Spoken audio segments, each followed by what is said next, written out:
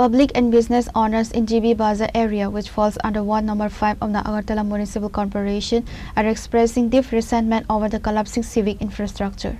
The drainage system has completely failed, causing foul-smelling sewage water to overflow onto the main roads.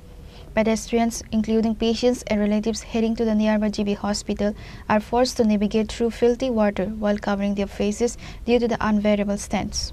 Local traders reported this has become a recurring issue. Despite raising the matter on social media and through formal complaints, no action has been taken, severely affecting their daily business and health. কিছুদিন পরে এমন হয় এই জায়গার মধ্যে GB হসপিটালের সমস্ত নোংরা আবর্জনা জল ওই ড্রেনে আয়া পরে জিবি বাজারের এর মধ্যে বাজারটার মধ্যে প্রবাহিত হয়, যার কারণে আমরা তো কন্টিনিউ ননস্টপ সকাল থেকে রাত্র পর্যন্ত থাকি। এই দুর্গন্ধ আমরা অস্বস্তি হয়ে জায়গা।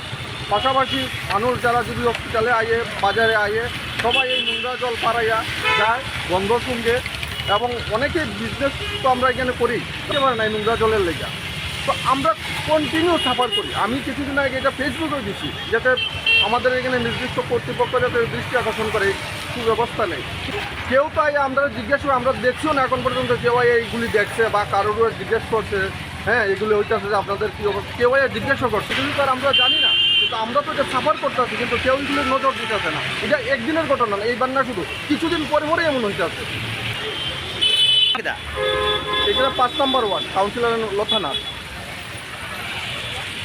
এই আর কি চলছে। যত তাড়াতাড়ি সম্ভব হয় আমরা প্রত্যেক দিন সাফার করতে হবে। Reporter from Agartala, Chini, Khorang.